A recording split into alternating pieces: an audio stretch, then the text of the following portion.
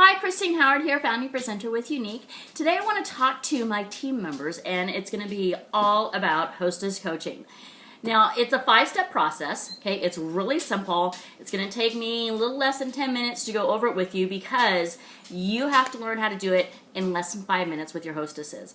I'm sorry, but you cannot be spending half an hour with your hostess at a party telling each one how to have a successful party. They don't have the time to stay. They're there to have fun. You need to make it short and sweet, okay? Brutal honesty, short and sweet. So you need to practice your hostess coaching until you're comfortable with it.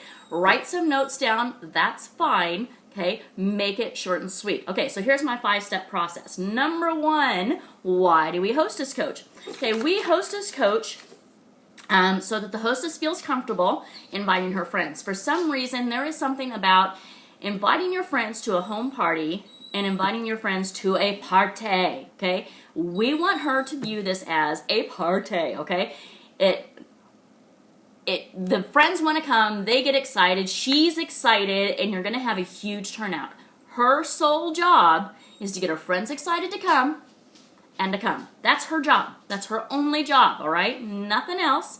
Your job is to make sure everybody has fun at the party, okay? Now, number 2, it will increase your attendance. If she does proper hostess coaching, your attendance is just going to go up, up, up at each party. The better you get at hostess coaching, the better their attendance is going to be at the party, okay?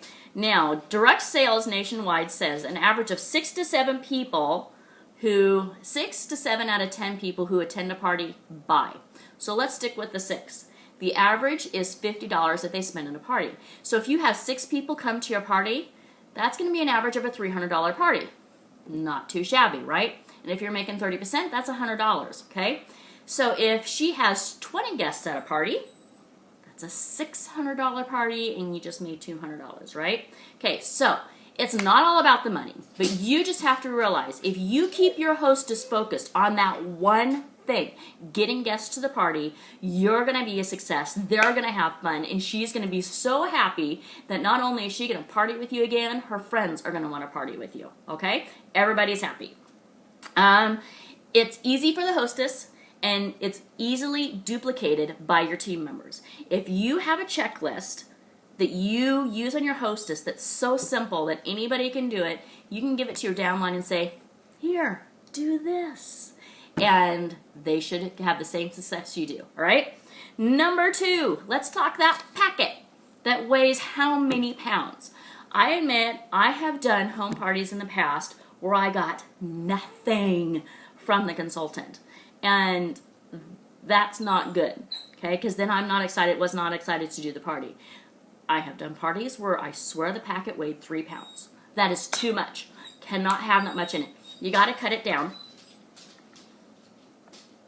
drastically. Number 1, invites. If you have paper invites, those go in there. Number 2, 1 catalog. No more, 1 catalog.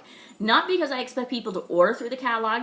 You just want that so the hostess can say, hey, here, flip, look through it, right? If they don't have access to the internet right at that one spot. Stop, dog. 1 guest brainstorming list. Now you can go online, Google it. There's lots out there. Find one that you like. Make copies. That goes in there. It should be a 1-page or a half-page deal. 1 order sheet. I have an order sheet that has 5 different spaces, so 5 different hostesses can order. But the truth is, I only include 1 because I encourage the hostess. If your friend can't come and wants to order our famous 3D fiber mascara, then have them ordered online. And that's where the next one comes in, Blitz cards. Blitz cards need to have the photo of our eyes, your website information, and the name of her party on the back so that she can give that to her friends and they can just go and order online, all right? So those are the only things that I include in the packet. It should not be that heavy. It should be relatively simple, okay? Number 3, themes. I have a 3-ring binder full of themes from Mexican Fiesta to Taste of Italy, all kinds of stuff. I include a few recipes with each theme that are affordable. Don't be giving her no recipe that costs $20 to feed 4 people, okay? This needs to be affordable, easy to put together, okay? And then for decorations, if she wants to decorate, that's fine. But I suggest having a shoebox. It doesn't need to be big. A shoebox full of items you can use to decorate, okay? And Goodwill, garage sales, the dollar store, and Oriental Trading Company. You don't have to spend a lot on this. Gonna do a Hawaiian luau, believe me, you can get cheap stuff at Oriental Trading and the dollar stores, okay? Always be watching when you go out. First, ooh, this would make a great theme, right? Put them in a shoebox, label it, one thing per shoebox, so when you go to your party, all you gotta do is you grab the shoebox, you put it in your stuff, you're out of here, okay? Make it simple for you. Part of that is because people at the party are watching you. And if you come in there with 5 huge crates full of stuff, they're gonna be like, there is no way I am doing that. That is too much. You need to make it simple. When you do a vendor event, that's different. You're making it beautiful. Simple. Now you can make it fun, like I said. Do simple things, you know, like those little paper foldy things that are like this and then you unfold and they do for a pretty little centerpiece. Do those, okay? Doesn't have to be fancy, doesn't have to be expensive, okay? Number 4, how do you invite people? We already mentioned paper invitations, and Unique doesn't have any, but Tiffany Izat has created some. They are on the POP that you can download. They are approved, that you can print off of your printer at home, so you can personalize them for each hostess, okay? Simple. You give those to the hostess. She needs to take care of sending them, not you. Number 1, again, people are looking at you, and if it's too hard for them to do, and if they're mailing out 100 invitations a week, they don't want to do it. Number 2, it is much more work for the hostess to get you contact information. And there are some people, she is not going to give you the contact information because some people don't want their information given out without their permission, okay? It's easier on the hostess because not all of them are going to get mailed. She can hand them out to the friends at the mom's group, at work, at church, and then those who she knows she doesn't see in the next week, she can mail, okay? So make it simple, again, on the hostess. The easier it is on her, the more likely she's going to be excited about the party, and she's going to get the friends excited about the party. The next one are virtual invites. Go to evite.com, check it out. Really cool things that you can do there. And you mail straight from there, okay? Makes it fun, and you can keep track of people, can check yes or no that they're coming. Whatever you do, she has to make it personal. Hey, I'm having a Unique party, you know, the people with mascara. You want to come? Get to have some snacks. Doesn't sound fun. Hey, Susan, I'm so glad I caught you. You know, I've got something for you. I have met this lady. She's got that fabulous mascara stuff, and she's going to come over to my house, and we are going to do a spa night. And I would love for you to come because, you know, you worked so hard, and you are such a good mom, and all the stuff that you've been through, you need a night of pampering it. And I want you to come over and have some fun with me. Forget about the kids. Order a pizza. Heck, they can have cold cereal because we are going to have fun, and I want you to be there. That is a personalized invitation. Now, whether it's written on the card, whether it's texted or called, it has to be personalized. And one thing that you can do to make that easier is give her verbiage. Now, she may not follow the words exactly, but it will make her feel confident and tell her how is the best way to invite her friends and make it personal, okay? And that's what I want, because if it's personal, they're going to be like, yeah, I really want to go. You really want me there? I want to go, okay? And they're going to come. Also, on the invites, every guest that comes gets something. You pick up whatever you want, okay? If you bring a guest, let's say I'm invited to a party and I bring my friend Lynn, I get a prize, okay? If I bring 2, maybe you give me 2 prizes. If I bring 3, maybe give a big prize. Figure out. It's up to you what you do, okay? But if your friends bring a guest, they get prizes. Guess what? She has 12 friends that said yes. If half of them bring a guest, you're now up to 18 guests, 15 guests, 17 guests. I can add, folks, I really can. Gosh, students at school would laugh at me. 12 plus 5 is 17. You would have 17 guests. Now, the average is you're going to probably have, out of that 17, 12 order. The average in direct sales is $50 per order. That's a $600 party, which is a big step up from only 12 guests where you probably have 8 order and be a $400 party, okay?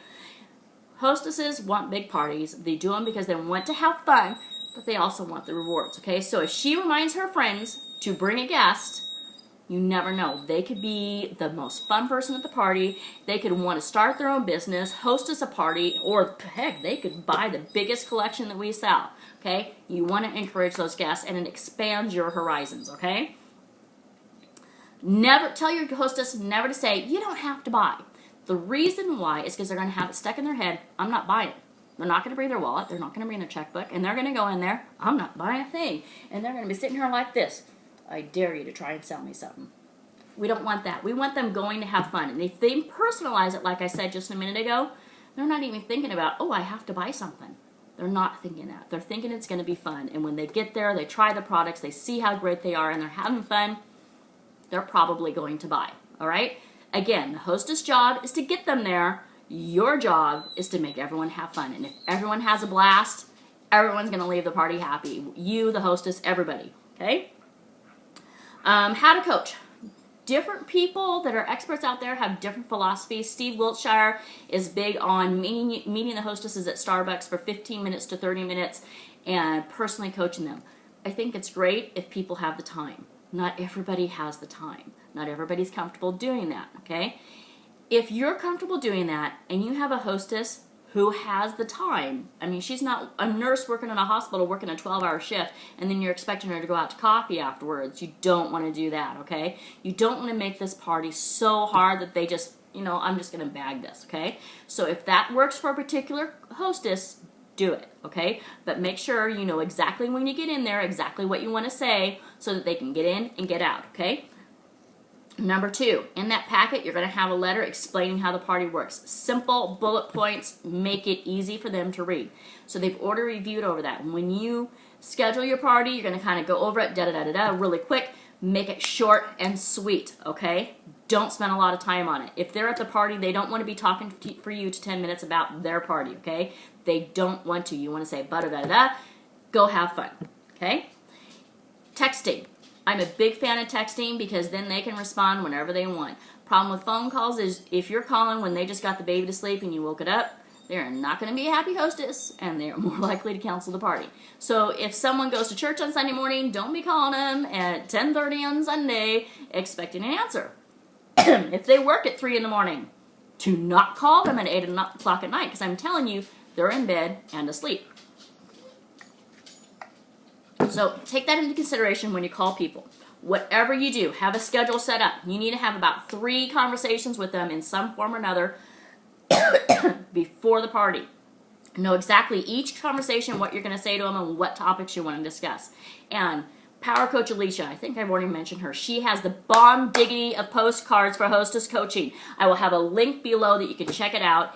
These things are awesome. She gets so creative. There's fun pictures on them.